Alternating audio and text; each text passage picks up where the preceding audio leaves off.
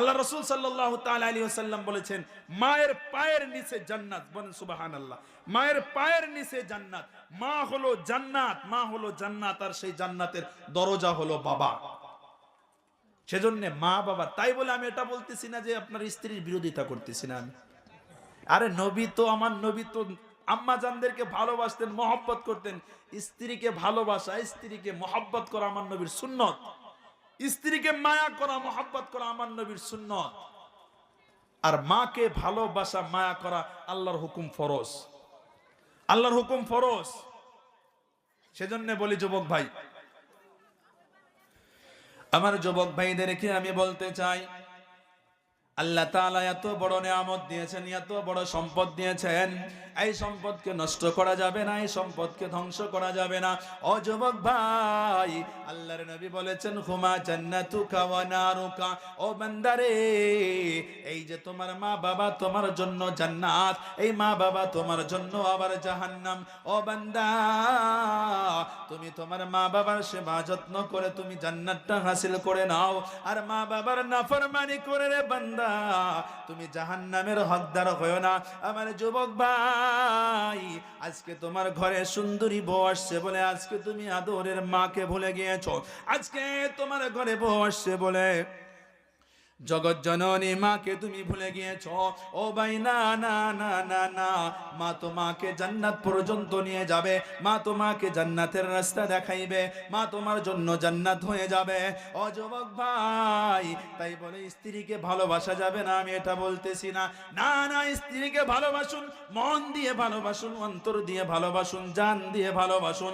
স্ত্রীকে ভালোবাসুন। মাঝে মাঝে আমার আম্মা জানদের, আমার ববু জানদের জন্য একটা করে ফুল এনে আমার যুবক ভাইয়েরা আপনার স্ত্রীর কাছে দেন। আমি তো বলতেছি যে আপনি ভালোবাসুন, ভালোবাসুন, কিন্তু মাঝে মাঝে যে রাতের বেলায় শুয়ে শুয়ে কান পড়াগুলা দেয়, এই কানের মধ্যে মা বাবার বিরুদ্ধে যেগুলা কান পড়া দেয়, সেই কান পড়াগুলা শোনা যাবে না, সেই কান পড়াগুলা শোনা যাবে না। ওটা আপনাকে মানাইতে হবে। কিভাবে মানাবেন আপনি ভালো জানেন, আপনি বুঝেন আপনার স্ত্রীকে আপনি কিভাবে মানাতেন। কিন্তু মাঝে মাঝে যে কান পড়া দেয়, এই কান পড়াগুলা আপনার মানা যাবে না। কি জন্য বলতেছি জানেন? একজন নারী একজন পুরুষকে কায়েল করতে বেশি সময় লাগে না, বেশি সময় লাগে কায়েল করতে। অনেক কলা ওনাদের কাছে আছে, অনেক কলা, 16 কলা বলে না, মেয়েদের 16 কলা বলে কিনা বলেন? অনেক কলা আছে, অনেক সিস্টেম আছে, একটা সিস্টেম দেখিয়ে দেবে আর হয়ে যাবে। সেজন্য আমি বলতেছি না না, এইগুলো চলবে না। হ্যাঁ, স্ত্রীকে ভালোবাসুন, আমার নবীর সুন্নত, কিন্তু কান পড়া শুনবেন না। স্ত্রীর কথা শুনে মা বাবাকে কষ্ট দেবেন না। আপনার মা বাবা যদি আপনার উপরে নারাজ হয়ে যায়, একবার যদি বেজার হয়ে যায়, পুরা দুনিয়া আখেরাত আপনার জন্য ধ্বংস হয়ে যাবে, আপনার জন্য জাহান্নাম ঠিকানা হয়ে যাবে। এখন আমার মা বোনেরা যারা আছেন, তেনারা তো আমার উপরে বড় ফায়ার হয়ে গিয়েছেন, বুঝতে পেরেছেন? বড় ফায়ার হয়ে গিয়েছেন যে কেমন হুজুর নিয়ে আসলো, শুধু আমাদের বিরুদ্ধেই বলতেছে। আমি বিরুদ্ধে বলতেছি কি, এগুলা বিরুদ্ধে না, ওনাদের ভালোর জন্য, আপনাদের ভালোর জন্য।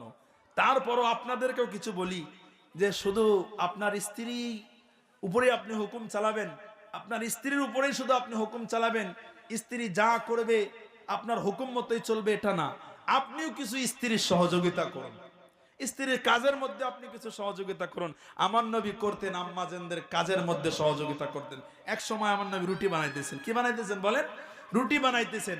আম্মা জানা আয়েশা সিদ্দিকা রাদিয়াল্লাহু তাআলা আনহা রুটি বানাইতেছিলেন।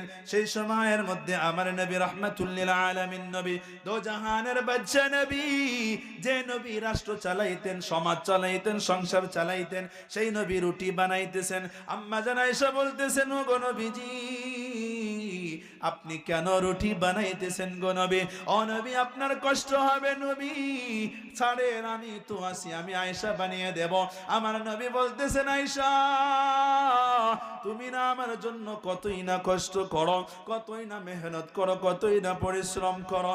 ও আয়েশা, আমি স্বামী হিসাবে তো আমার কিছু দায়িত্ব আছে, আমি স্বামী হিসাবে দায়িত্ব পালন করতেছি। ও আয়েশা, তুমি কত কষ্ট করে আমাকে রান্না করে খাওয়া, খাওয়াও, কত কষ্ট তুমি আমার জন্য করো। আমার যুবক ভাই, আপনাদেরকে বলতে চাই, শুধু আপনারা মা বোনদের কাছে, নিজের স্ত্রীর কাছে, নিজের বিবির কাছে সব সময় শুধু হুকুম চালাবেন না আর বলবেন না যে দাও আমার খিদে লেগেছে, আমাকে ভাত দাও, তাড়াতাড়ি করো, এটা কেন করো নাই, এমন ভাবে শুধু হুকুম চালাইবেন না। পারলে তাদের কাজের মধ্যে একটু সহযোগিতা করুন, আর তাদের কাজের মধ্যে একটু সহযোগিতা করুন, আমার নবীর সুন্নত আদায় হয়ে যাবে। মাঝে মাঝে একটু ঘোরার জন্য কোনো জায়গায় নিয়ে যাবেন, আমার নবীর সুন্নত আদায় হবে।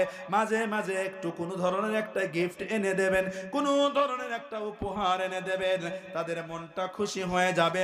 পারলে একটু সোনা দানা এনে দেবেন, পারলে কি গো একটু সোনা দানা এনে দেবেন। স্বর্ণ তারা একটু বেশি ভালোবাসেন, মহিলারা কি করেন, সোনা দানা সোনার রূপা একটু বেশি ভালোবাসেন, এনে দেবেন। ওই সিটি গোল্ডের আছে না, সিটি গোল্ড, সিটি গোল্ড এনেই বলবেন যে এটাই মেনে নাও সোনা, এটাই সোনা বলে গ্রহণ করে নাও। এমন ভাবে বলবেন যে সোনা, এগুলাই সোনা, সোনা বলে মেনে নাও। মেয়েরা কিন্তু খুব চালাক, মেয়েরা খুব চালাক। আপনি যখন বাড়িতে থাকবেন না, দেখবেন সোনারুর দোকানে চলে গিয়েছে। ওই আপনার সিটি গোল্ড, আপনি যে বলেছেন সোনা, সেই সিটি গোল্ড সোনারুর দোকানে নিয়ে যাবে, গিয়ে বলবে যে দেখেন তো ভাই, জরিনার বাবা বলছিল যে এটা নাকি সোনা, আমাকে এনে দিয়েছে, দেখেন তো দেখি। চেক করে যখন দেখবে যে এটা তো সোনা না, এটা সিটি গোল্ড, বাড়িতে এসে যুদ্ধ বাজিয়ে দেবে, বাড়িতে এসে যুদ্ধ বাজিয়ে দেবে। সেজন্য মা বোনদেরকেও একটু, তাদেরও একটু খেয়াল রাখবেন। দেখেন, আলোচনা আর আমি লম্বা করতে চাই না, কারণ আগামীকাল আমার বরপেটা মাহফিল আছে, বরপেটা চলে যাব। আর আপনাদের আলহামদুলিল্লাহ যতগুলা আমি পেয়েছি, এখানে এসে যতগুলাই শ্রোতা পেয়েছি, আলহামদুলিল্লাহ আমার মনটা খুশি। কিন্তু আমি আশা করেছিলাম আরো বেশি, গত বছর অনেক বেশি ছিল, গত বছর অনেক প্যান্ডেল ভর ছিল মানুষ, এবছর মানুষ নাই। গত বছর আমি এখানে আসছিলাম, আপনারা দেখেছেন তো, গত বছর আসছিলাম, দেখেছেন অবশ্যই, যারা ছিলেন দেখেছেন তো, প্যান্ডেল ভর মানুষ ছিল, কিন্তু আজকে নাই, সেজন্য একটু মনে কষ্ট। তো যাই হোক, আমি এখান থেকেই আমার বক্তব্য আমি এগিয়ে নিয়ে যাচ্ছি না। তো আল্লাহ পাক যা কিছু আলোচনা এখানে করলাম, যেন আমাকে আপনাকে সবাইকে আমল করার তৌফিক দান। সবাই বলুন আমিন। আমার মাইকের আওয়াজ যত দূর পর্যন্ত যাইতেছে, সবাই যারা শুনেছে, আমার মা বোনেরা যারা বাড়ি থেকে